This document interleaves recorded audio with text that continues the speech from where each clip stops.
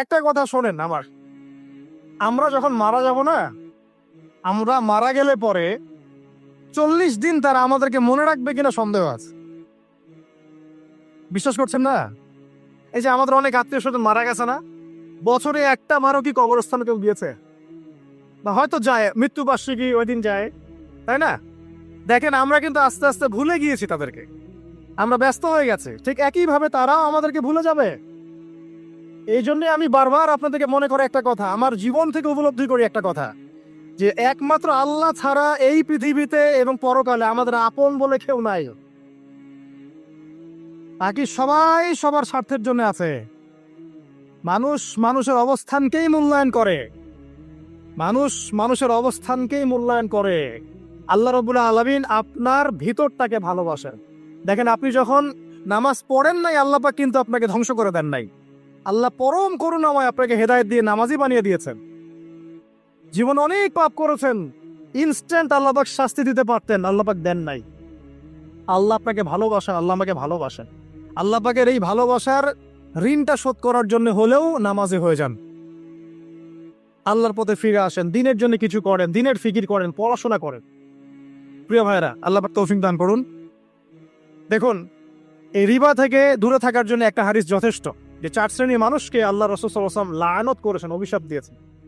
ইনশাআল্লাহ আজকের লেকচার যাদের কানে যাবে, আমরা যদি না খেয়েও মরে যাই, আল্লাহ পাক না খেয়ে মারবেন না ইনশাআল্লাহ। রিজিক আছে, খাবো ইনশাআল্লাহ। কিন্তু হয়তো বা অভাব হবে, টাকা পয়সা একটু কম হতে পারে, অন্যের 10 তলা ফ্ল্যাট হবে, আমার হবে না। ঠিক আছে, অন্যের এত বিঘা বিঘা জমি আমার হয়তো হবে না। কিন্তু ইনশাআল্লাহ তাআলা এই যে দুনিয়ার মুসাফিরের জীবনটা, এটা মুসাফিরের জীবন না? মুসাফিরের জীবনটা কেটেই যাবে ইনশাআল্লাহ। কাটবে না? যে কোনো ভাবে কেটে তো যাবেই ইনশাআল্লাহ। এই যে পরকালের জীবনটা একটা চেতনার শক্তি, জানেন? দুনিয়াতে যত বাধা বিপত্তি আসুক, গাল মন্দ খান, গীবত তহমত খান, কষ্ট হোক, নির্যাতন হোক, একটা বিষয় মনের মধ্যে শান্তি দেয়। কি শান্তি? যে এই দুনিয়ার জীবনটা তো আর চিরস্থায়ী নয়, এটা তো আর সারা জীবন থাকবে না। ইনশাআল্লাহ এই অবস্থা আস্তে আস্তে পরিবর্তন হয়ে যাবে। ফাইন্না মাআল উসরি ইউসরা, পরকালে ইনশাআল্লাহ পাবো। দুনিয়াতে না পেলে কি হয়েছে, পরকালে পাবো ইনশাআল্লাহ। যুবক ভাই, এসব জেনা ছেড়ে দেন, আল্লাহ রাব্বুল আলামিন আপনার জন্য হুর রেখেছেন জান্নাত, ইনশাআল্লাহ পাবেন ইনশাআল্লাহ। এটা ছেড়ে দেন, সুদ ছেড়ে দেন, আল্লাহ পাক আপনার জন্য হাউজে কাউসার রাখছে ইনশাআল্লাহ। ঠিক আছে, অন্যায় পাপ ছেড়ে দেন, আল্লাহ রাব্বুল আলামিন আপনার জন্য জান্নাত রেডি করে রাখছে ইনশাআল্লাহ।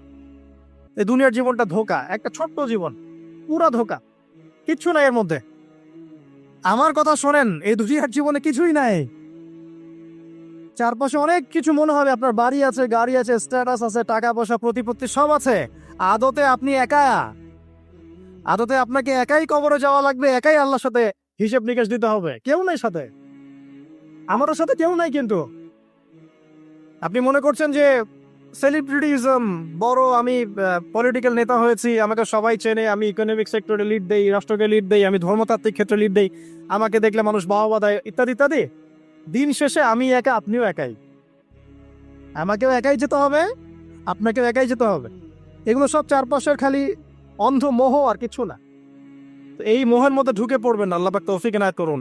নবী সাল্লাল্লাহু আলাইহি ওয়াসাল্লাম বারবার বলতেন, আল্লাহুম্মা ইন্নী আউযু বিকা মিন ফিতনাতিদ দুনিয়া, বলতেন না? হে আল্লাহ, আমি এই দুনিয়ার ফিতনা থেকে তোমার কাছে আশ্রয় প্রার্থনা করছি। ওয়া ইন্নী আউযু বিকা মিন ফিতনাতিন নিসা, আমি মহিলাদের ফিতনা থেকেও আশ্রয় প্রার্থনা করছি। আরো দোয়া করতেন, আল্লাহুম্মা ইন্নী আউযু বিকা মিন আযাবিল কবর, হে আল্লাহ, আমি কবরের আযাব থেকে আশ্রয় প্রার্থনা করছি।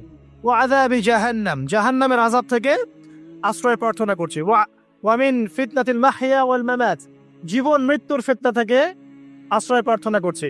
সামনে আসি তো, রিবার বিষয়টা বলছিলাম। আইয়ামে জাহিলিয়াতের যে সেই রিবা এখনকার বিশ্বে আছে কি নাই বলেন? ওই সময় না হয় মক্কায় ছিল, এখন কি সারা বিশ্বব্যাপী নাই? বিশ্বের কোনো কান্ট্রি রিবা মুক্ত না, বিশ্বের কোনো দেশ রিবা থেকে মুক্ত থাকতে পারবে না, এই বিশ্ব পরিচালনা যারা করছে ওদের আন্ডারে থাকলে। কখন কখন হবে বিশ্ব রিবা মুক্ত? একদিন বিশ্ব রিবা মুক্ত হবে ইনশাআল্লাহ।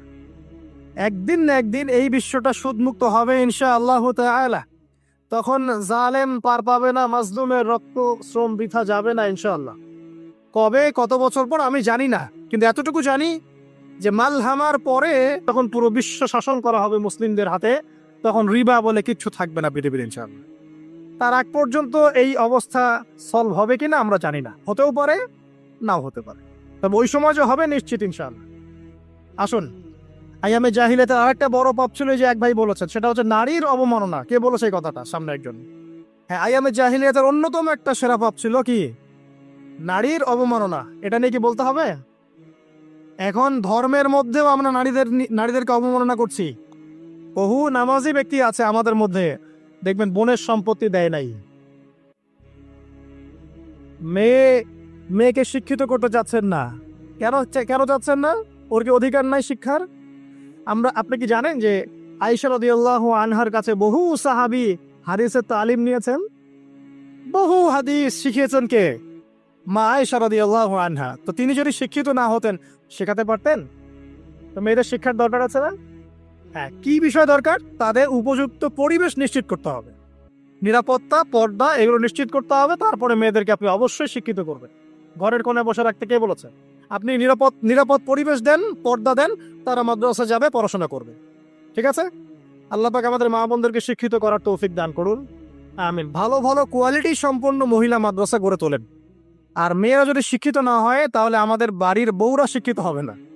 আর বউ শিক্ষিত না হলে আপনি একা শিক্ষিত হয়ে লাভ নাই। তখন ওই যে বললাম টর্চার সেল, ওই টর্চার সেলে ঢুকতে হবে আর কি। কথা বুঝতে পারছেন না? আগে বিয়ে শাদী করেন, বুঝবেন ইনশাআল্লাহ। আর যারা করেছেন তারা অলরেডি হাসছে যে মিটমিট করে দেন।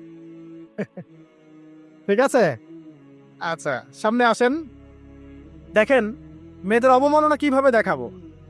সবচেয়ে বড় অবমাননা হচ্ছে ওদের দেহটাকে আমরা এখন পণ্য বানিয়েছি। এই মেয়েগুলোর ইজ্জতের কোনো দাম নাই। মানে তাদের দেহটাকে একটা ব্যবসার সামগ্রী বানানো হয়েছে।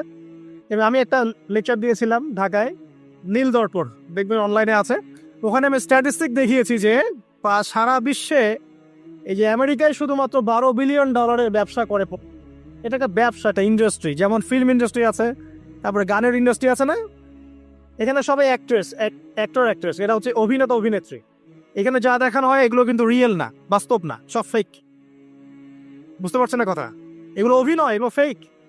এবং এটা একটা ইন্ডাস্ট্রি, এর মধ্য দিয়ে মেয়েদের দেহটাকে পণ্য বানিয়ে সারা বিশ্বে ব্যবসা করছে। এবং এর একটা অন্যতম উদ্দেশ্য হচ্ছে মুসলিম যুবকদের ঈমান যেন নষ্ট করা যায়। কারণ মুসলিম যুবকদের ঈমান চলে গেলে তারা নিশ্চিন্ত, ওদের পথে আর কেউ বাধা নাই। কারণ ওদের এই জুলুমের পথে বাধা যদি কেউ দিতে পারে, তাহলে কারা দিবে? মুসলিমরা। আর মুসলিমদের মধ্যে সবচেয়ে শৌর্য বীর্য কাদের মধ্যে থাকে? যুবকদের মধ্যে। তো যুবকদের ঈমান যদি চলে যায়, তাহলে এদের আর কোনো সমস্যা নাই।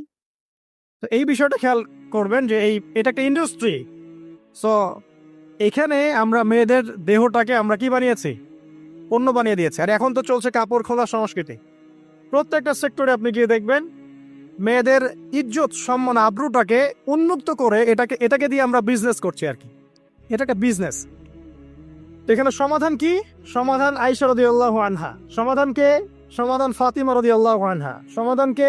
সমাধান খাদিজা রাদিয়াল্লাহু আনহা। আমাদের মা, আমাদের বোন, আমাদের স্ত্রীদেরকে তাদের মতো করে মানুষ করতে হবে, গড়ে তুলতে হবে ইনশাআল্লাহ। দেখবেন নারীর সত্যিকারের সম্মান নিশ্চিত হবে ইনশাআল্লাহ।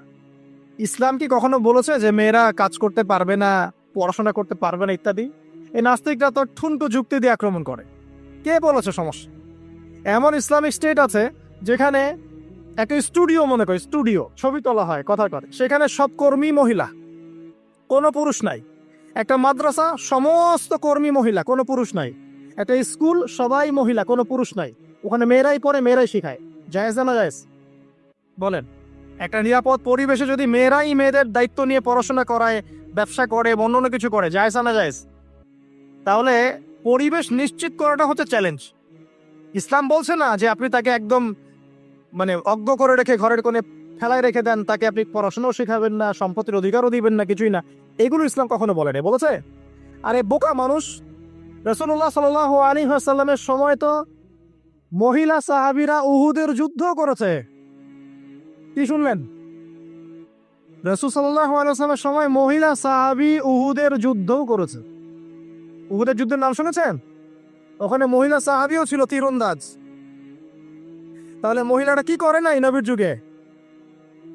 আর খাদিজা রাদিয়াল্লাহু আনহা যত বড় ব্যবসায়ী ছিলেন, এখন এত বড় ব্যবসায়ী পাবেন? কোনো মেয়ে আছে এত বড় ব্যবসায়ী? উসমান রাদিয়াল্লাহু আনহু যত বড় বিজনেসম্যান ছিলেন, এখন এত বড় বিজনেসম্যান আছে? তো কি ছিল না সেই স্বর্ণযুগে? ওই স্বর্ণযুগের সুন্নতি আমাদেরকে আমল করতে হবে। আল্লাহ পাক তৌফিক এনায়েত করুন, আমিন। প্রিয় মা ও বোনেরা, পর্দা ছাড়বেন না।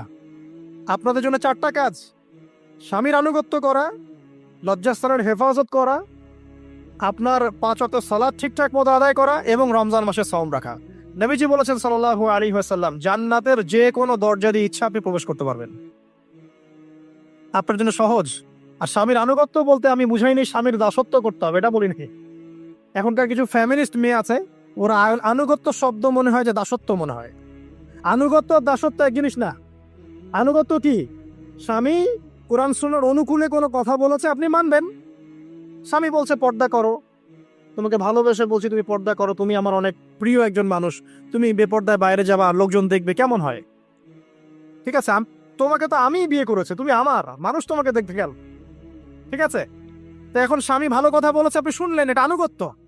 আর ওই স্বামী যদি বলে আসো তো আমার কলিগরা এসেছে, ওকে খাবার সার্ভ করতে হবে, আসো খাবারটা পরিবেশন করো, এখন আপনি বেপর্দা হয়ে আপনার স্বামীর কলিগের সামনে খাবার পরিবেশন করতে শুরু করলেন, এটা কি আনুগত্য করতে হবে? এটা তখন আপনি আনুগত্য করবেন না। সিম্পল, কোরআন সুন্নাহর অনুগত কাজে আপনি স্বামীর আনুগত্য করবেন, বিপরীতে গেলে আপনি করবেন না। স্বামীর আনুগত্য মানে স্বামীর দাসত্ব নয়। আর এই হাদিসটা আপনি কেন ভুলে যান যে আল্লাহ রাসূল সাল্লাল্লাহু আলাইহি ওয়াসাল্লাম বলেছেন, আল্লাহ ছাড়া যদি কাউকে সেজদা করা যেত, সম্মান বুঝাচ্ছেন, আল্লাহ ছাড়া যদি কাউকে সেজদা করা জায়েজ হতো, আমি মেয়েদেরকে বলতাম যেন স্বামীকে সেজদা করে। কেন? কারণ আপনাকে রেসপন্সিবিলিটি, আপনার খাবার, আপনার ফুড, আপনার শেল্টার, আপনার মানে পুরো দায় দায়িত্ব নিজের হাড় ভাঙা পরিশ্রম দিয়ে, জীবনের ঝুঁকি নিয়ে স্বামী আপনার জন্য করে। সে আপনার সম্মান পাওয়ার যোগ্য তো? সে কি আপনার সম্মান পাওয়ার যোগ্য নয়? আপনি যদি সম্মানের হক আদায় না করতে পারেন তাহলে আপনি অকৃতজ্ঞ। আর অকৃতজ্ঞ মেয়ে কখনো জান্নাতে যাবে? একটা হাদিসে আছে, বেশিরভাগ মেয়ে জাহান্নামের যাওয়ার অন্যতম কারণ হচ্ছে তারা স্বামীর সাথে কুফুরি করে। কি করে? আরে সারা জীবন স্বামী ভালোবেসে যায়, ভরণ পোষণ দিয়ে যায়, সব চাহিদা পূরণ করে যায়, একদিন দেখবেন কথা কাটাকাটি হয়েছে, ওই দিন বলে বসবে যে তোমার কাছে আমি কিচ্ছু পাই নাই সারা জীবন। এই যে কুফুরি, এই কারণে তারা জাহান্নামে যেতে পারে বেশি। আল্লাহ হেফাজত করুন। আমি আরেকটা কারণ হচ্ছে যে বেপর্দা। আপনাকে 4টা মূলনীতি ফলো করতে হবে। 1, এমন কোনো পোশাক পরবেন না যে পোশাকটা আটো সাটো, যেটা পরলে আপনার গায়ের কাঠামো বোঝা যায়। এটা বোরখা হলেও পরা যাবে না। আমি কি বুঝাতে পারছি? ডিজিটাল বোরখা দেখেন নাই? দেখছেন? মাশাআল্লাহ। আর কারা কারা দেখছেন? এদিকে চোখ বেশি যায় না? আচ্ছা, এমনি দেখা যায়, চোখ দিতে হয় না, এমনি দেখা যায়। ডিজিটাল বোরখা চলবে না, ডিজিটাল বোরখা চলবে না। আমার মত, এটা আমি মত দিচ্ছি, আমি আল্লাহর রাস্তায় সময় দিয়েছি অনেকদিন, এবং এখানে যে পর্দাটা শেখানো হয় এরকম পর্দা আমি অন্য কোথাও দেখিনি। এত চমৎকার পর্দা শেখানো হয়। কারা কারা সময় লাগিয়েছেন? 3 দিন 7 দিন সময় দিয়েছেন কারা কারা? বেশিরভাগই দেন নাই। সমস্যা নাই, দিতে হবে। আমি বাধ্যতামূলক বলিনি আপনাকে, বলেছে এখানে পর্দা শেখানো হয়, চমৎকার পর্দা শেখানো হয়, যে এখানে চোখটা পর্যন্ত তাদের ঢেকে রাখার তালিম দেওয়া হয়। যাই হোক, যেখানেই শেখেন অ্যাটলিস্ট পর্দাটা শিখলেই হলো। এমন পোশাক হবে না যেই পোশাকটা আটো সাটো, যেটা পরে আপনার গায়ের কাঠামো বোঝা যায়। 2 নম্বরে এমন পোশাক পরা যাবে না যেই পোশাকটা পরলে বাহির থেকে ভিতরের অঙ্গ দেখা যায়। দেখেছেন? দেখেন নাই? দেখছেন হুজুর? আচ্ছা, আপনারা তো সব দেখেন দেখি। তারপরে 3 নাম্বার, এমন পোশাক পরা যাবে না যেটা অমুসলিমদের সাথে সাদৃশ্য আছে। কথা বুঝতে পারছেন? অমুসলিমদের ধর্মীয় বিষয়ের সাথে সাদৃশ্য আছে এমন পোশাক মুসলিম মেয়েদের পরা যাবেন। এর মানে এই নয় যে অন্য ধর্মকে আপনি আক্রমণ করবেন, এটাও নয়। যে যার ধর্ম তাদের স্বাধীনতা মতো পালন করবে। মুসলিমরা বাধা দিবে? দিবে না। মুসলিমরা দাওয়াত দিতে পারে। কি করতে পারে? দাওয়াত দিতে পারে যে ভাই, এই যে লা ইলাহা ইল্লাল্লাহর কনসেপ্ট আপনাকে বুঝাচ্ছি, আল্লাহ ছাড়া কোনো মাবুদ নাই, মুহাম্মদ সাল্লাল্লাহু আলাইহি ওয়াসাল্লাম সর্বশেষ রাসূল, এই কোরআন পড়ুন, হাদিস পড়ুন, দেখুন এটাই হচ্ছে মানবতার মুক্তির সনদ। এরপর যদি সে ইসলাম কবুল করে আলহামদুলিল্লাহ, যদি না করে এর হিসাব কে দিবে? সে নিজে দিবে। এর হিসাব কি আমাকে দেওয়া লাগবে? দেওয়া লাগবে না। তো অমুসলিমদের সাথে সাদৃশ্য আছে এমন পোশাক চলবে না। আচার হচ্ছে পুরুষরা মেয়েদের পোশাক পরতে পারবে না, মেয়েরা পুরুষদের পোশাক পরতে পারবে না। জি, আপনাদেরকেই বলছি, আপনারা জিন্স পরতে পারবেন না, মেয়েদেরকে বলছি, এবং টি শার্ট পরতে পারবেন না। আপনারা ওই যে যা ইচ্ছা তাই ড্রেস পরে বলবেন যে হাজার বছরের সভ্যতা সংস্কৃতি, এসব বাজে কথা চলবে না এখানে। এটা হাজার বছরে কোনোদিন আমাদের দাদা নানিরা এগুলা এগুলা কখনো পরে নাই, পড়ছে? আপনার দাদি কখনো এরকম পরছিল শাড়ি? তো এই যে বললো হাজার বছর থেকে পরে আসতেছে নাকি। সুবহানাল্লাহ। তো এখানে বিষয়টা হচ্ছে পুরুষ মেয়ের পোশাক পরতে পারবে না, মেয়ে পুরুষের পোশাক পড়তে পারবে না। আমি খুব সংক্ষিপ্ত করে আপনাকে কোরআন সুন্নাহ থেকে 4টা মূলনীতি বলে দিলাম। এই 4টা মূলনীতি কোরআনেও আছে, হাদিসেও আছে। আসেন, এই যে নারীর অবমাননা, এই বিষয়টা আইয়ামে জাহিলিয়াতে যেমন ছিল, এখন দেখবেন আরো বড় পরিসরে এসেছে, আসে নাই? এই যে ফ্যাশন শো, দেহে প্রদর্শনী, বিভিন্ন ফিল্মস দেখবেন, ফিল্ম ইন্ডাস্ট্রিজে দেখবেন, মিউজিকে দেখবেন, পর্নে দেখবেন, মেয়েদের দেহটাকে নিয়ে ব্যবসা করা হচ্ছে। আগে তো না হয় কন্যা সন্তান হলে জীবন্ত পুঁতে ফেলতো নাকি, এখন যদি গর্ভের বাচ্চা মেয়ে জানে, অনেকে আগেই মেরে ফেলায়। বোঝেন নাই মনে হয়? অনেকে যদি জানে যে গর্ভে মেয়ে সন্তান আছে, আগেই মেরে ফেলায়। এমন অনেক দেশ আছে, আমি নাম বলছি না দেশের সঙ্গত কারণে, যে সেই দেশে এরকম মেয়ে সন্তানকে এই যে খালাস করে ফেলার, নষ্ট করে ফেলার, ভ্রূণ নষ্ট করার আলাদা ক্লিনিক আছে, আলাদা হসপিটাল আছে। বলে নাউজুবিল্লাহ। তো আসলে ওই 1450 বছর আগের মানুষটা বেশি বর্বর ছিল না আমরা বেশি বর্বর? এই যে অধিকারের কথা বলে বলে আমরা মেয়েদের দেহটাকে নিয়ে এখন মস্করা করছি, তামাশা করছি। সবচেয়ে সেরা অধিকার কোথায় পাবে? কোরআনে পাবে, হাদিসে পাবে, ইসলামে পাবে। তার পর্দা নিশ্চিত হবে, দেহ সেফ থাকবে, তার ইজ্জত নিশ্চিত হবে, ইজ্জত সেফ থাকবে, তার সম্মান সেফ থাকবে, তাকে রাজরানীর মতো স্বামী বাসায় রাখবে, কারণ সে হচ্ছে তার কাছে সবচেয়ে মূল্যবান প্রিয় বস্তু। শুধু তাই নয়, সম্পত্তির অধিকার তাকে দিতে হবে। একজন মেয়ে তার ভাইয়ের সম্পত্তি পাবে, তার বাবার সম্পত্তি পাবে, তার স্বামীর সম্পত্তি পাবে, সব দিক থেকে সে সম্পত্তি পাবে। আর একজন ছেলে কিন্তু সব দিক থেকে সম্পত্তি পাবে না। এই বিষয়গুলো যখন এক শ্রেণীর মানুষ বোঝে না, তখন ইসলামের বিরুদ্ধে অহেতুক প্রোপাগান্ডা চালানো শুরু করে। সবচেয়ে সেরা সম্মান রক্ষার উদাহরণ দেয়া হয়েছে ইসলামে, কোরআনে এবং হাদিসে। এই কথাটা আপনাদের মা বোনদেরকে বুঝাবেন, তবে নম্রতার সাথে বুঝাবেন, কারণ উচ্চবাচ্য করলে তারা কথা শুনবে না। আর আল্লাহ রাসূল সাল্লাল্লাহু আলাইহি ওয়াসাল্লাম বলেছেন, কিছুটা বাঁকা হাত দিয়ে তাদেরকে তৈরি করা হয়েছে। যদি আপনি শক্ত করে চাপ দিতে যান তাহলে ভেঙে যাবে, আর যদি আপনি ওই অবস্থায় ছেড়ে দেন তাহলে বাঁকাই থেকে যাবে। এখানে আপনাকে হিকমা অবলম্বন করতে হবে। আল্লাহ পাক তৌফিক দান করুন। একটা বিষয় বলছিলাম, ওই যে শিরকের পাপ এখন গ্লোবালাইজেশন হয়েছে না, ওই সুদের পাপ এখন গ্লোবালাইজেশন হয়েছে না। গ্লোবালাইজেশন বোঝেন? মানে বিশ্বায়ন, পুরো বিশ্বে ছড়িয়ে পড়েছে না। আর একটা হচ্ছে এই যে মেয়েদের অবমাননা, এটা সারা বিশ্বে ছড়িয়ে পড়ে নাই। আচ্ছা, আর দুটা বলবো, এরপর বলে আমি শেষের দিকে যাচ্ছি। আচ্ছা শোনেন, কিছু কিছু বিষয় আছে যে বিষয়গুলো করার পরে এই পৃথিবীতে মানুষ বেঁচে থাকার অধিকারটা হারিয়ে ফেলে। কথা বুঝতে পারছেন না মনে হয়? কিছু কিছু পাপ আছে, এগুলো করলে পরে মানুষ এই পৃথিবীতে বেঁচে থাকার অধিকারটা হারায় ফেলে। যেমন কোনো বিবাহিত ব্যক্তি যদি জেনা করে, নাউজুবিল্লাহ, কোনো ছেলে যদি কোনো ছেলের সাথে যৌন সম্পর্ক করে, সমকামী করে, বা এটাকে যেটা গে মানে যেটা কি বলে, সমকামিতা, ঠিক আছে, এই কাজ যদি কেউ করে, এই নোংরা কাজ যদি কেউ করে, কোনো মেয়ে যদি কোনো মেয়ের সাথে এরকম কোনো কাজ করে, একই পাপ। এইসব পাপ করলে পরে এই পৃথিবীতে বেঁচে থাকার অধিকারটা সে হারিয়ে ফেলে। কথা কি বুঝতে পারছেন? আচ্ছা, তখন শাস্তি হচ্ছে আল্লাহ রাব্বুল আলামিন পাথর নিক্ষেপ করে হত্যা করতে বলেছেন। কারণ হচ্ছে সে এত গর্হিত একটা কাজ করেছে যেটা এই শাস্তি পাওয়ার সম্পূর্ণ যোগ্য। এবং কওমে লূত নামে যে কওম ছিল, ওই কওমটাকে আসমানে উঠিয়ে আল্লাহ পাক পাথর বর্ষণ করে এভাবেই শেষ করে দিয়েছে। জর্ডান একটা দেশ আছে না, জর্ডানের পাশে ডেড সি নামে একটা জায়গা আছে, ডেড সি, মৃত সাগর। ওইখানে সাদুম নামে একটা গোত্র থাকতো। কোন গোত্র? সাদুম। ওই সাদুম গোত্র এরকম সমকামী ছিল। আল্লাহ রাব্বুল আলামিন লূত আলাইহিস সালামকে পাঠিয়েছিলেন, তারা হেদায়েতের বাণী শোনে নাই। আল্লাহ পাক ওদেরকে আসমানে উঠিয়ে পাথর নিক্ষেপ করে উল্টা দিকে দাফন করে দিয়েছেন। নাউজুবিল্লাহ। তো কিছু কিছু পাপ আল্লাহ পাক সহ্য করেন না, আল্লাহ পাকের আরশ কেঁপে ওঠে। এই পাপগুলো সেরকম পাপ। কথা বুঝতে পারছেন? এবং ধর্মের মাধ্যমে মাঝে মাঝে করছি, যখন আমরা ধর্মের নামে মেয়েদের অধিকার দিচ্ছি না, অনেকেই সম্পত্তির অধিকার দিচ্ছেন না, অনেকেই শিক্ষিত করছেন না, অনেকেই আরো যৌতুক নিচ্ছেন না, যৌতুক নিচ্ছেন না অনেকেই। যে বিয়ের সময় যৌতুক নেয়া, এটা তো মেয়ের উপর, মেয়ের পিতার উপর টর্চার করা, সম্পূর্ণ হারাম, সম্পূর্ণ হারাম।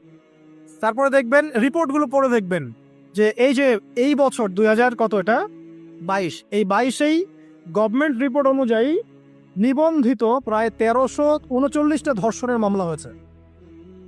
তো এটা এখন অ্যাভেলেবল, যে কোনো সব জায়গায় ধর্ষণ হচ্ছে, এখন অ্যাভেলেবল। মানুষ এটাকে স্বাভাবিক মনে করছে, এখন নর্মাল, নর্মাল ধর্ষণ হতেই পারে, মানুষ এখন এমন মনে করছে। প্রত্যেক দিন পেপার খুলবেন দেখবেন রেপের খবর, প্রত্যেক দিন খবর শুনবেন ধর্ষণের খবর। আর সব খবর তো আসে না, আসে হয়তো 10%, 20%, 30%, বেশিরভাগই আসে না। এলাকায় মোড়ে মোড়ে দেখবেন, গ্রামে গঞ্জে শহরে বন্দরে খালি ইফটিজিং, ইফটিজিং দেখবেন, খালি ইফটিজিং। মেয়েদেরকে যৌন হয়রানি করা হচ্ছে, বাসে, অটোতে, টেম্পুতে, সব জায়গায়। বাসের মধ্যে মেয়েকে রেপ করে ফেলা হচ্ছে। একটা বাচ্চা মেয়ে যে বোঝেও না যে সেক্সুয়াল বিষয়গুলো কি জিনিস, ওকেও রেপ করা হচ্ছে। এই যে মহামারী, আপনি তো বুঝতে পারছেন না যে আমরা কোন সমাজে আছি। এই সমাজে আপনার মেয়ে তো সেফ না, আমার মেয়ে তো সেফ না।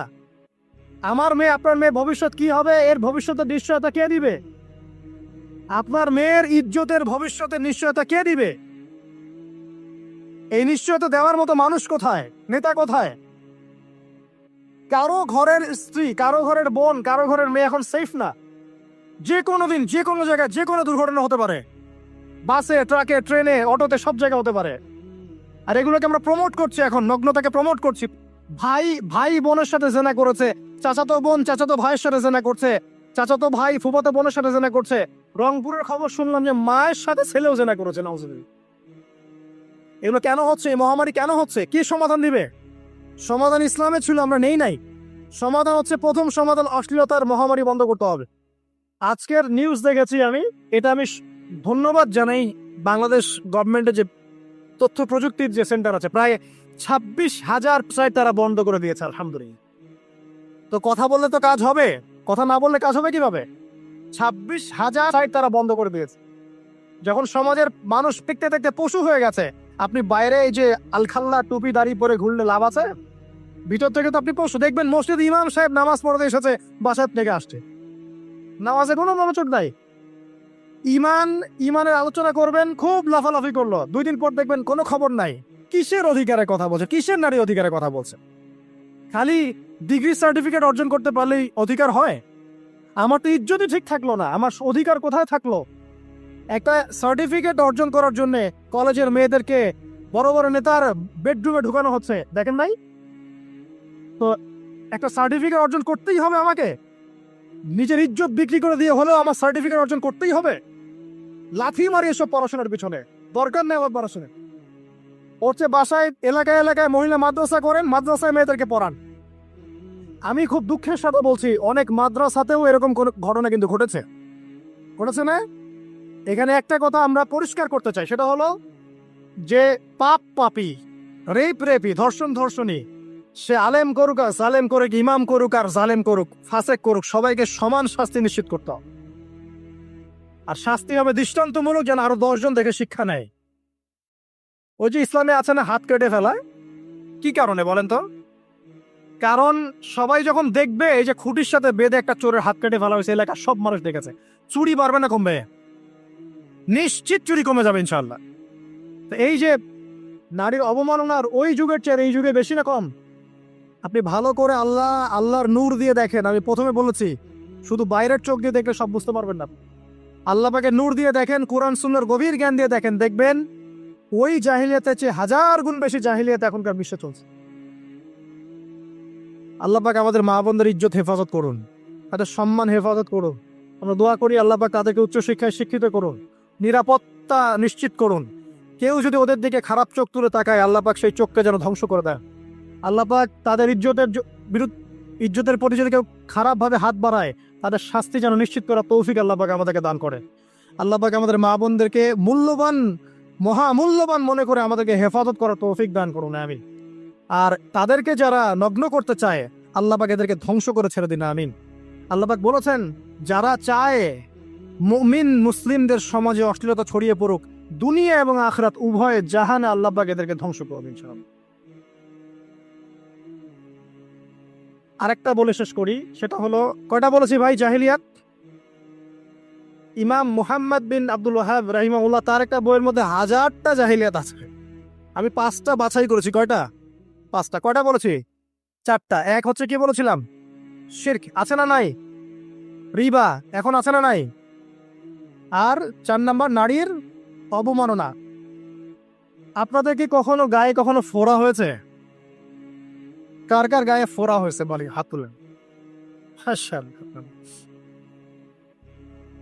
কেমন ব্যথা? ফোড়া ফেটে গেলে কি বের হয়? রক্ত আর পুঁজ বের হয়, তাই তো? তো নবী সাল্লাল্লাহু আলাইহি ওয়াসাল্লামকে সাহাবীরা পরে জিজ্ঞাসা করলেন, ইয়া রাসূলুল্লাহ, কোন পাপের কারণে তাদেরকে এই শাস্তি দেয়া হচ্ছে? নবী করিম সাল্লাল্লাহু আলাইহি ওয়াসাল্লাম বললেন, তাদেরকে এই শাস্তি দেয়া হচ্ছে একটা পাপের কারণে, সেটা হলো মাদক দ্রব্য সেবন করা। আর ওই পানীয়টার নামও নবীজি বলে গেলেন, তার নাম হচ্ছে তিনাতুল খাবাল। কি নাম? তিনাতুল খাবাল। এই তিনাতুল খাবাল মানে জাহান্নামীদের রক্ত এবং পুঁজ, এটা খেতে দেয়া হচ্ছে দ্রব্য সেবনকারীদের জন্য। আল্লাহ রাসূল সাল্লাল্লাহু আলাইহি ওয়াসাল্লাম বলেছেন, কোনো ব্যক্তি যদি মাদক সেবন করে তার 40 দিনের নামাজ কবুল হবে না। সে যদি আবার তওবা করে ফিরে আসে, আল্লাহ পাক মাফ করে দিবেন ইনশাআল্লাহ।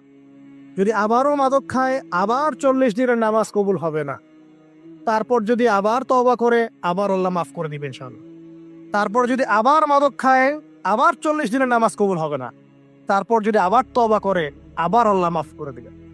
তারপরে যদি আবার মাদক খায়, তখন আল্লাহ রাব্বুল আলামিন তাকে তিনাতুল খাবাল পান করাবে। প্রিয় ভাইরা, আপনারা মুসলিম না? আমরা মুসলিম না?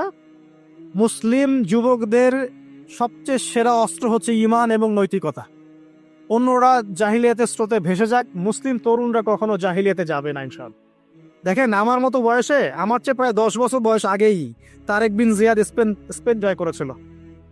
আমার যে বয়স এখন চলছে 30 পার হয়ে গেছে, এর চেয়ে আরো প্রায় 10 বছর আগে মুহাম্মদ বিন কাসিম এই সিন্ধু জয় করেছিল। এখন যে ইসলাম আপনি ভোগ করছেন, এটা তাদের ফল, তাদের এই জিহাদের ফল। তো এখন আমাদের এই যে 20 বছর 30 বছরের যুব সমাজের দিকে তাকায় দেখেন, একবার তাকায় দেখেন, চেহারাগুলো একটু দেখেন, চেহারা দেখেন, এক একটা চেহারা দেখেন, চেহারায় নূর নাই, নষ্ট হয়ে গেছে, নামাজ নাই, চোখগুলো বসে যাচ্ছে, কারণ সারা রাত জেগে থাকছে। ওই যে টিকটক টিকটক টিকটক সারা রাত, হ্যাঁ সারা রাত ফোনে, সারা রাত গল্প গুজব।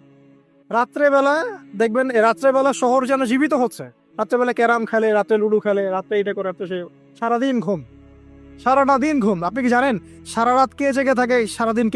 সারা রাত কে ঘুমায় আর সারা দিন কে জেগে থাকে? সারা রাত জেগে থাকে কুকুর এবং সারাদিন ঘুমায় কুকুর। আর দেখবেন আপনি বিড়ালকে দেখবেন, ও কিন্তু রাত্রে ঘুম এবং দিনের বেলা সে অ্যাক্টিভ। পাখিকে দেখবেন, পাখি সন্ধ্যা হলো একদম ঘরে, যেই সূর্য ডুববে পাখি একদম ঘরে, দেখেন না? পাখি ঘরে। আর যেই ফজর হবে পাখি বের হয়ে গেল। আর আল্লাহ রাসূল সাল্লাল্লাহু আলাইহি ওয়াসাল্লাম হয়তো বা এই কারণেই, আল্লাহ ভালো জানেন, তিনি বলেছেন এমন কিছু মানুষ জান্নাতে যাবে যাদের মনটা হবে পাখির মতো। সুবহানাল্লাহ। দেখেন পাখি কি করে, একদম সন্ধ্যা হলো ঘরে ঢুকে গেল, যেই ফজর হবে একদম ফজরের আগে আগে সে বের হয়ে গেল। তো পাখির মতো হওয়ার চেষ্টা করেন, পাখির মতো লাইফস্টাইলে আসেন, এবং সে সারাদিন পরিশ্রম করে রিজিকের জন্য, করে না? আল্লাহ পাক পাখিকে রিজিক দেন কি চাকরির মধ্য দিয়ে না ব্যবসার মধ্য দিয়ে? কিভাবে সে রিজিক পায়? তাওয়াক্কুল, আল্লাহর প্রতি তাওয়াক্কুল। আর তাওয়াক্কুল করে কি সে ঘরে বসে থাকে না রিজিক সার্চ করে, রিজিক তালাশ করে? আপনিও রিজিক তালাশ করেন, আল্লাহ পাক রিজিক দিবে ইনশাআল্লাহ তাআলা। প্রিয় যুবক ভাইরা, আল্লাহর ওয়াস্তে তওবা করেন এবং গোপন পাপে লিপ্ত হবেন না। গোপন পাপে লিপ্ত হবেন না। আপনি যৌবনকে ধরে রাখেন, ইনশাআল্লাহ দেখবেন আপনি সারা জীবন এনজয় করতে পারবেন। কিন্তু যদি এখন নিজেকে শেষ করে ফেলেন, এখন নিজেকে শেষ করে ফেললে আপনি বিয়ে করলে পরেও দেখবেন আপনি পস্তাচ্ছেন। ওই যে কলিকাতা হারবালে যেতে হবে, তখন মডার্ন হারবালে দৌড় দিতে হবে। আর সব হারবাল টারবাল খেয়ে লাভ হয় না। কারণ কি? কারণ আল্লাহ প্রদত্ত যে নেয়ামত সেটা আপনি নষ্ট করে ফেলেছেন। এখন এইটা আর আপনি ক্ষতিপূরণ দিতে পারবেন না। অতএব জীবনটাকে সিরিয়াসলি নেন। মুসলিম তরুণ যুবকদেরকে উদ্দেশ্যে বলছি যে আপনারা কায়িক পরিশ্রম করেন, কায়িক পরিশ্রম করেন, 5 ওয়াক্ত সালাতটা আল্লাহর ওয়াস্তে নামাজে মসজিদে এসে পড়েন। বেশি কিছু করতে বলছি না ভাই, আমার কথা শোনেন, বেশি কিছু করতে বলছি না। আল্লাহর ওয়াস্তে 5 ওয়াক্ত নামাজটা মসজিদে পড়েন, পারবেন না? আচ্ছা, ডেইলি 10টা পৃষ্ঠা করে কোরআন তেলাওয়াত করেন, পারবেন? আল্লাহ তৌফিক দান করুন। ডেইলি 2-4 টাকা করে সদকা করেন, পারবেন? আচ্ছা, প্রত্যেক দিন কিছু দাওয়াতি কাজ করেন, আমর বিল মারুফ, সৎ কাজের আদেশ করবেন, নাহি আনিল মুনকার, অসৎ কাজে নিষেধ করুন, পারা যাবে ইনশাআল্লাহ। আপনি হালাল রিজিকের একটা সন্ধান খোঁজার চেষ্টা করেন, পারবেন ইনশাআল্লাহ। পড়াশোনায় নিজেকে ব্যস্ত রাখেন, লেখাপড়ায় নিজেকে ব্যস্ত রাখেন। যদি এর পাশে আপনি সময় পান, আমি বলবো আপনি খেলাধুলা করেন। যদি সময় কিছু বের করতে পারেন, কায়িক কিছু পরিশ্রম করেন, প্রয়োজনে কিছু কসরত করেন, জিম করেন, খেলাধুলা করেন। তারপরেও গার্লফ্রেন্ডের পিছনে সময় নষ্ট করেন না, তারপরেও যে টিকটক, ফেসবুক, ইউটিউব দিয়ে পড়ে থাকেন, ওগুলোর চেয়ে খেলাধুলা করা অনেক ভালো আছে। অ্যাটলিস্ট আপনি ফিজিক্যালি ফিট থাকবেন। অনেকে বলতে পারে যে এটা না করলে হয়, এটা বাজে কাজ, সময় নষ্ট। আমি মনে করি এখনকার যুবকরা যেসব পথে সময় নষ্ট করছে, এর চাইতে অ্যাটলিস্ট খেলাধুলা করলে ভালো ছিল। একটা সময় ছিল না, আজকে থেকে 10 বছর আগে প্রচুর খেলা হতো না? ক্রিকেট হতো, ফুটবল হতো, এই ব্যাডমিন্টন হতো শীতকালে, তাই না? খেলার লিপ্ত থাকলে কিন্তু আমাদের মধ্যে একটা হৃদ্যতা, একটা বন্ড তৈরি হতো, একটা বন্ড। আমরা অনেক টুর্নামেন্ট খেলতাম না? এখন দেখবেন কিচ্ছু নাই, সব বন্ধ, খালি ফোন, সারাদিন কি ফোন। এটা আরো কি ডেঞ্জারাস না? এভাবে তাদের ফিজিক্যাল বডিটা নষ্ট হচ্ছে, মেন্টাল স্ট্রেংথটাও নষ্ট হচ্ছে। এর চেয়ে বরং তারা যদি কোনো কসরত করে, এটা অনেক ভালো হবে, এটা আমার মত। এটা আমি কোরআন সুন্নাহ থেকে কোনো কথা বলছি না, আল্লাহ পাক বোঝার তৌফিক দেখ। শেষ কথা হলো, আইয়ামে জাহিলিয়াতের আরেকটা নির্মম বর্বরতা ছিল হচ্ছে গোত্রীয় দ্বন্দ্ব। কি ছিল? গোত্রীয় দ্বন্দ্ব। এটা দিয়ে আমি শেষ করছি। সেটা হলো কেমন গোত্রীয় দ্বন্দ্ব? মনে করেন একটা গোত্রের নাম বনু তামিম, একটার নাম বনু হানিফা, একটার নাম হচ্ছে বনু কোরাইজা, একটার নাম হচ্ছে মনে করেন বনু মাখজুম, আর একটা হচ্ছে বনু আদি। এরকম অনেক গোত্র ছিল। এই গোত্রগুলোর মধ্যে আপোষে দ্বন্দ্ব চলতো, খুব সামান্য কারণে তারা দীর্ঘস্থায়ী যুদ্ধ করত।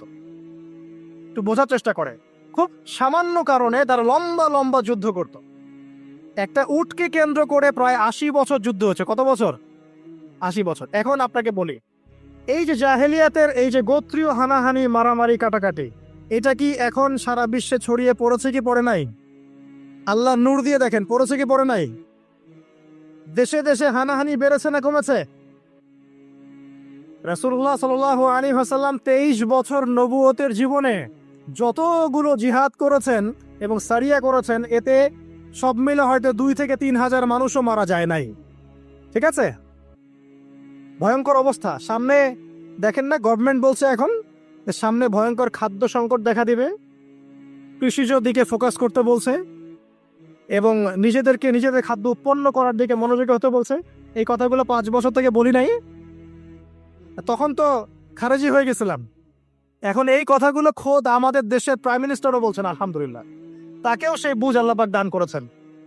তো এই যে কথাগুলো, এগুলো কোনো অনেক গল্প কাহিনী না। যারা ওয়ার্ল্ড অ্যাফেয়ার্স বোঝেন তারা জানেন যে বিশ্ব এখন একটা ভয়ঙ্কর একটা অবস্থার সম্মুখীন হয়েছে। এটা আপনারা বুঝতে হয়তো দেরি করে ফেলছেন। আল্লাহ পাক আপনাদেরকে বোঝার তৌফিক দান করুন, আমিন। শেষ কথা বলি, ওই দ্বন্দ্বটা কিন্তু দেশ থেকে দেশ ছড়িয়েছে, যেমন ঠিক একইভাবে ধর্মের মধ্যেও ছড়িয়েছে। ধর্মের মধ্যেও আমরা কিন্তু বহু দলে ভাগ হয়ে গেছি। এমনকি মুসলিমদের মধ্যেও আমরা শততা বিভক্ত বিভিন্ন দলে আছে না? এক দল আরেক দলের লোকদেরকে সহ্য করতে পারে না, আরেক দল আরেক দলের ইমামকে সহ্য করতে পারে না। হ্যাঁ, এক সংগঠনকে সহ্য করতে পারে না। এই যে গোত্রীয় হানাহানির সুন্নত, ওই আইয়ামে জাহিলিয়াতের সুন্নত, এটা এখন মুসলিমদের মধ্যেও ঢুকে পড়েছে। তো প্রিয় ভাইরা, দেখুন, আমি এক কথায় বোঝাতে চাইলাম যে জাহিলি যুগ আপনি যেটাকে বলছেন, আইয়ামে জাহিলিয়াত যেটাকে বলছেন, যে কারণে বলছেন, ওই কারণগুলো প্রত্যেকটা কারণ এখনকার বিশ্বে মজুদ আছে। শুধুমাত্র স্বল্প পরিসরে না, এখন বড় পরিসরে মজুদ আছে। অতএব আপনাকে যদি আইয়ামে জাহিলিয়াতুল আকবার বলে কোনো বিশ্বকে রিকগনাইজ করতে হয়, তাহলে এখনকার বিশ্বকে করতে হবে। অতএব এই ওয়ার্ল্ড অ্যাফেয়ার্সটাকে বোঝেন, জাহিলিয়াতটাকে বোঝেন। এই জাহিলিয়াত থেকে উত্তরণের জন্য সমাধান কে দিয়েছিল বলেন? ইসলাম কি সমাধান দেয়নি?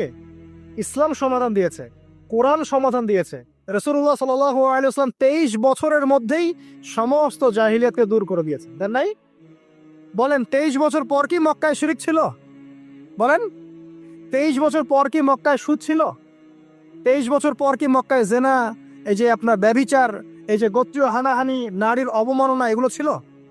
তাহলে একজন মহামানব তিনি 23 বছরের মধ্যেই পুরো সমাজটাকে সংস্কার করে ফেললেন না?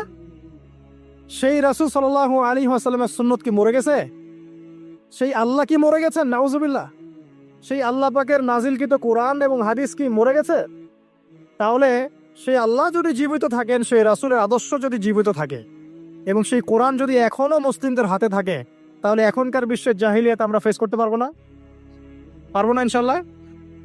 পারবেন ইনশাল্লাহ? কি করবেন তাহলে? মোটা দাগে কয়েকটা কথা বলে শেষ করে দিই।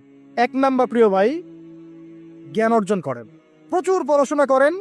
জ্ঞান অর্জনের ক্ষেত্রে সাম্প্রদায়িক হবেন না, এতটুক নিব না, এর থেকে নিব ওর থেকে নিব না, এমন হবেন না। জ্ঞান যেখানে পাচ্ছেন নিতে থাকেন, আল্লাহ পাক আপনাকে নূর দিবেন ইনশাআল্লাহ।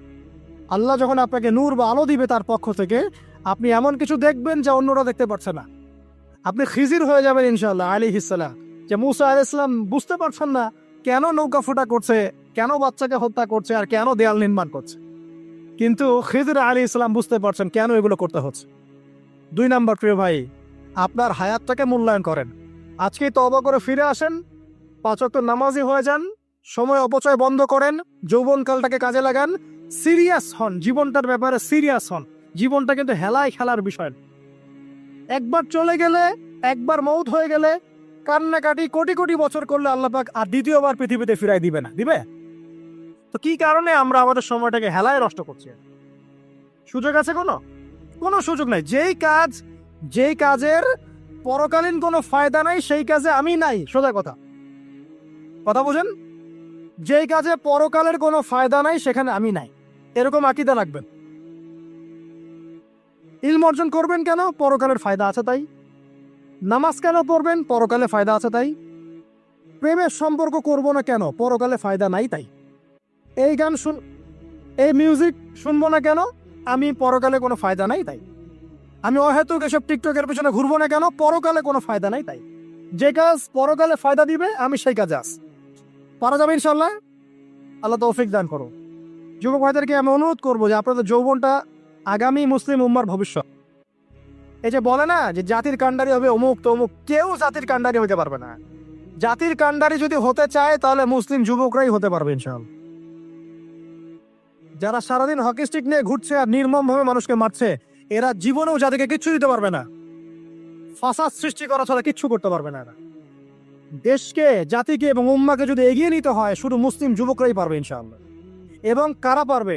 যারা অন্য ধর্মের মানুষ কিন্তু মনটা স্বচ্ছ সৎ, তারাও পারবে। যাদের মনে সততা আছে অন্য ধর্মের হলেও তারা পারবে ইনশাআল্লাহ। যার মনে সততা নাই সে পারবে না। করাপ্টেড, দুর্নীতিপূর্ণ মন নিয়ে কখনো দেশের খেদমত, জাতির খেদমত করা যায় না। বাংলাদেশের সবচেয়ে বড় সমস্যা দুর্নীতি। বাংলাদেশের 1 নম্বর সমস্যা দুর্নীতি। দুর্নীতি যদি না থাকতো আর সমস্ত কালো টাকা যদি সাদা করা যেত, বাংলাদেশের মানুষকে আজকে না খেয়ে মরতে হতো না। সামনের দিনগুলো কঠিন হবে, ভয়াবহ হবে, এটা সবাই বুঝতে পারছে, হয়তো শুধু আপনারা পাচ্ছেন না। আল্লাহ পাক আপনি তাকে বোঝার তৌফিক দান করুন, আমিন। সামনে যান, নিজের জীবনকে কাজে লাগান, যৌবনকে কাজে লাগান, একটা হালাল রিজিক সার্চ করেন। অল্প রিজিকে সন্তুষ্ট হয়ে যান, উচ্চাভিলাষী হবেন না।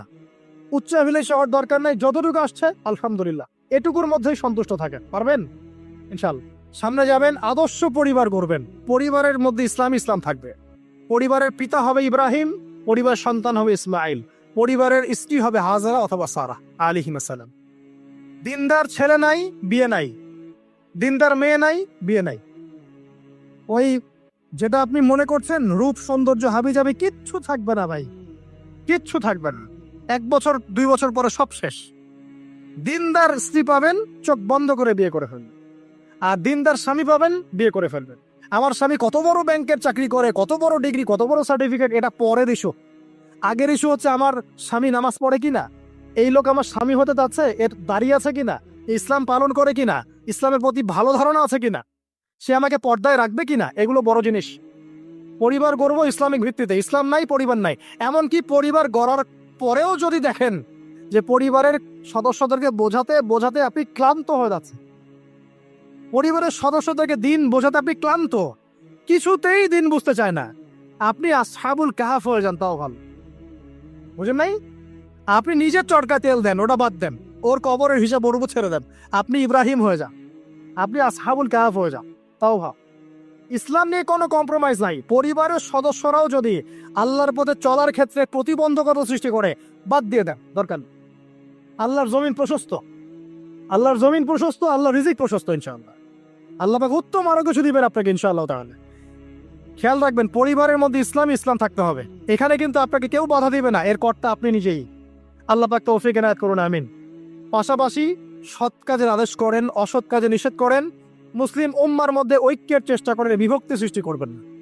সবার মধ্যে ভালো জিনিস আছে, নিয়ে নেন, খারাপগুলো ছেড়ে দেন।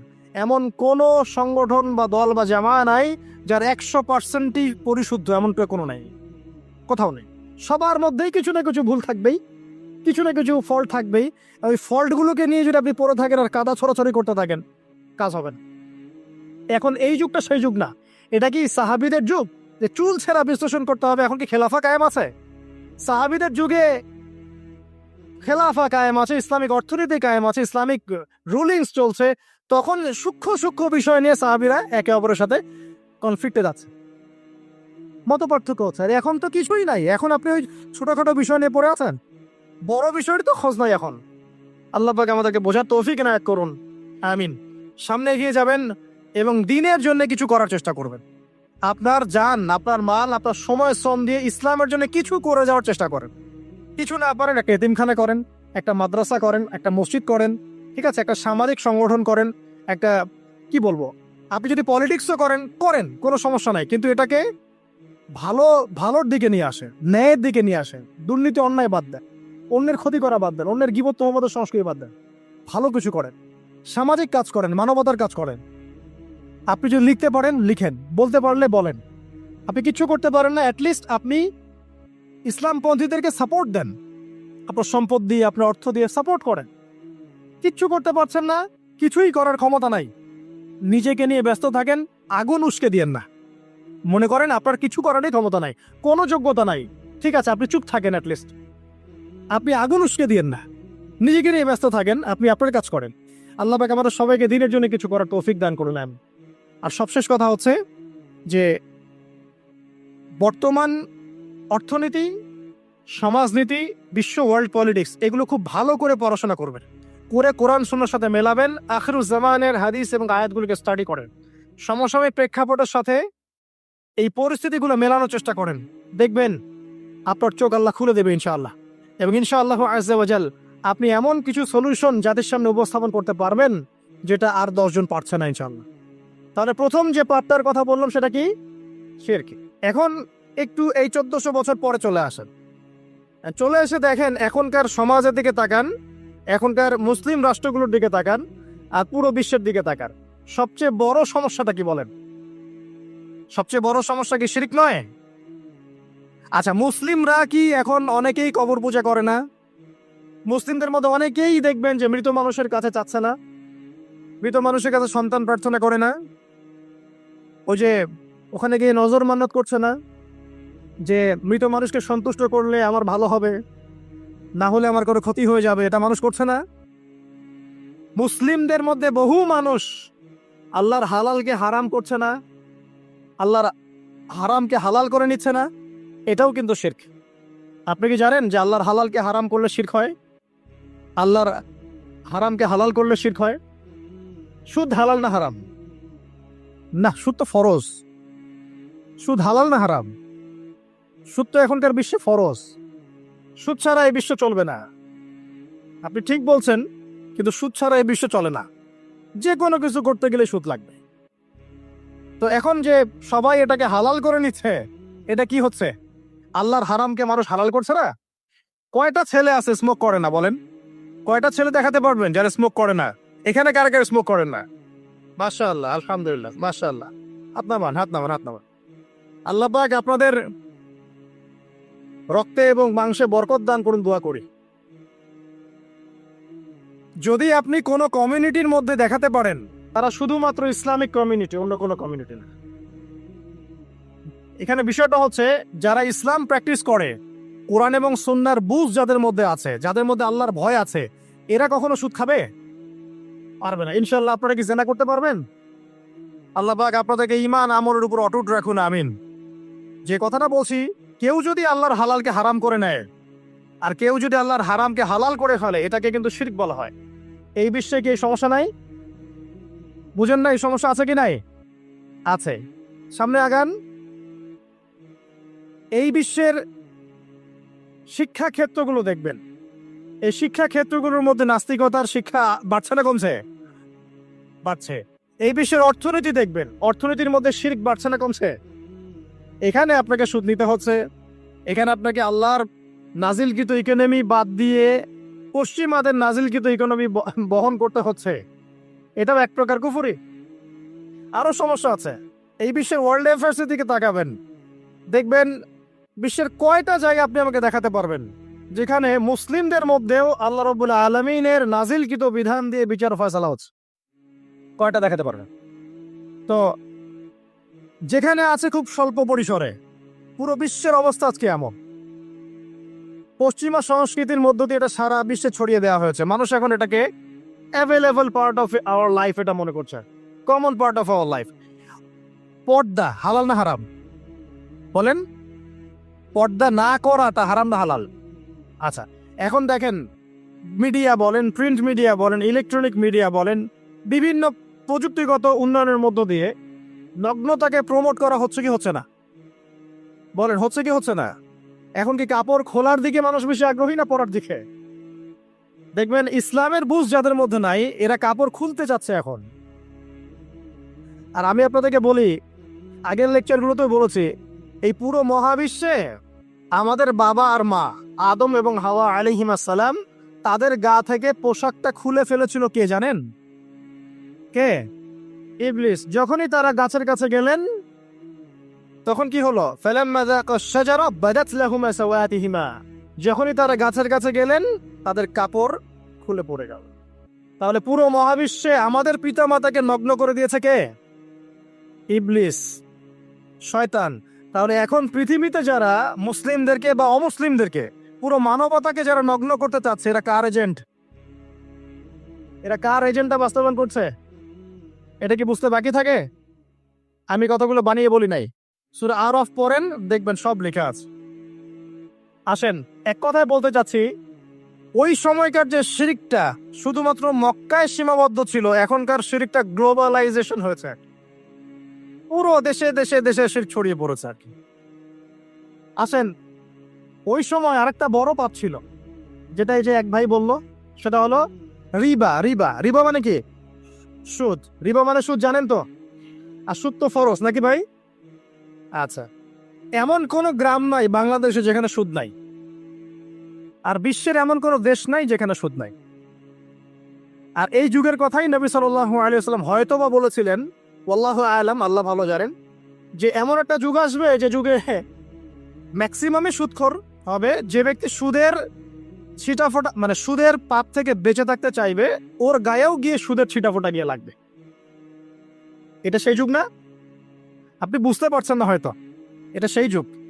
আপনি মনে করছেন দাড়ি, টুপি, পাগড়ি, জুব্বা মাশাআল্লাহ সব লাগাই দিছি, হ্যাঁ, বাইরে একটা সাইনবোর্ড আছে, আমি মৌলবী, আল্লামা, আমি একজন দায়ী বক্তা, কিন্তু সুদের যে ওই ছিটাফোটা, এটা আপনার কাছে আমার কাছেও আছে। হয়তো আপনি বুঝতে পারছেন না। কখন বুঝবেন? যখন ইসলামিক অর্থনীতির বইগুলো পড়তে পারবেন। কি জিনিস এখন বুঝবেন না।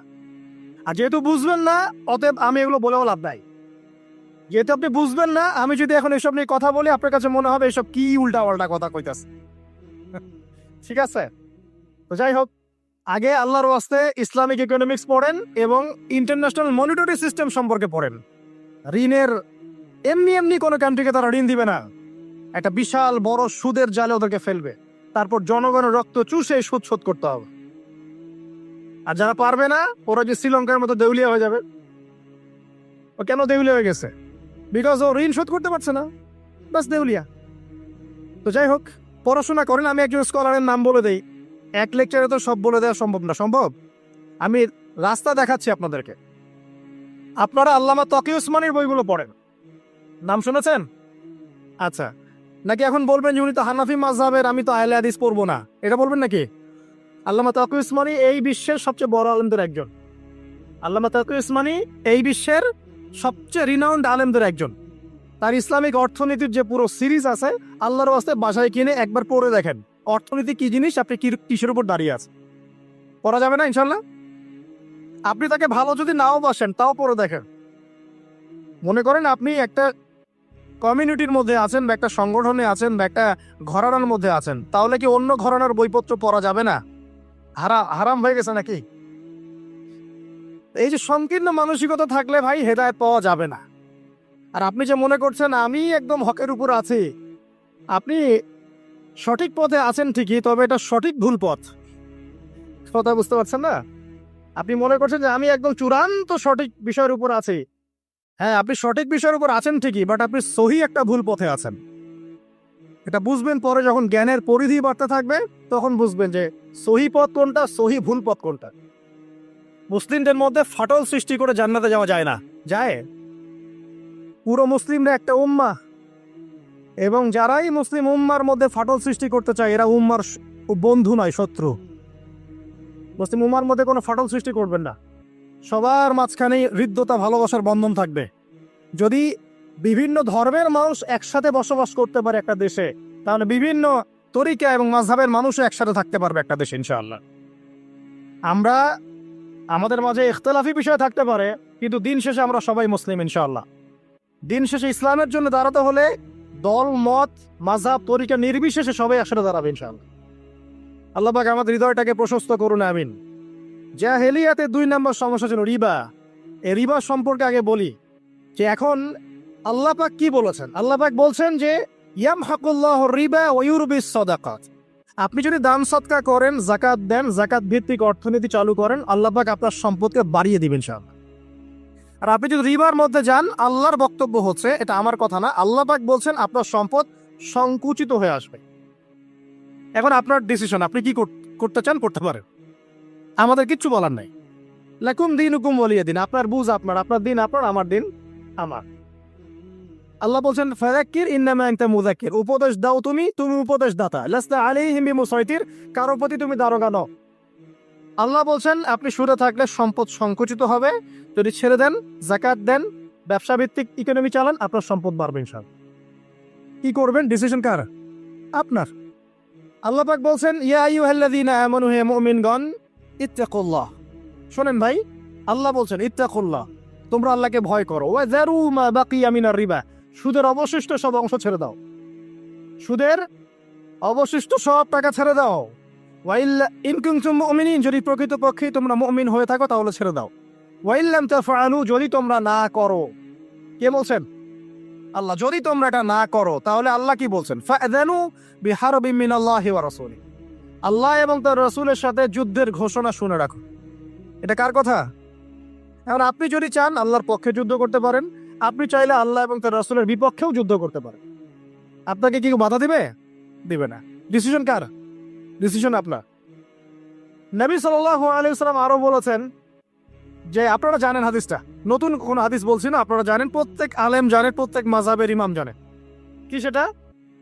যে সুদের পাপের 70 বা 73টা শাখা আছে। কয়টা? 73 বা 70টা শাখা আছে। তার সবচেয়ে নিম্ন শাখা হচ্ছে নিজের মাকে বিয়ে করা।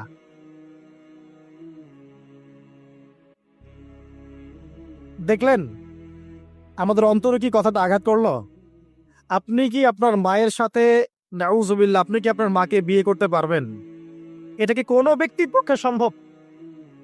কিন্তু নবী সাল্লাল্লাহু আলাইহি ওয়াসাল্লাম বলছেন 73 শাখার সবচেয়ে নিম্ন শাখা হচ্ছে সে ব্যক্তি যেন তার মাকে বিয়ে করলো। আর সর্বোচ্চ শাখা কি? ওই যে আল্লাহ এবং তার রাসূলের সাথে কি করা? যুদ্ধ করা। আরেকটা হাদিস আছে, নবী সাল্লাল্লাহু আলাইহি ওয়াসাল্লাম বলেছেন যে 4 শ্রেণীর মানুষ আছে, এদেরকে আমি সমানভাবে অভিশাপ দিলাম। কয় শ্রেণী? 4 শ্রেণী। জাস্ট শুনে রাখেন হাদিসগুলা। আমি জানি এই বিশ্বে আপনি এই হাদিসগুলোর উপর ইমপ্লিমেন্টেশনে যেতে পারবেন না, এটা আমি বুঝি, কিন্তু আকীদা ঠিক থাকতে কি কোনো সমস্যা আছে? একটা মানুষ পাপ করে, জেনে করে যে হ্যাঁ আমি জানি এই কাজটা খারাপ।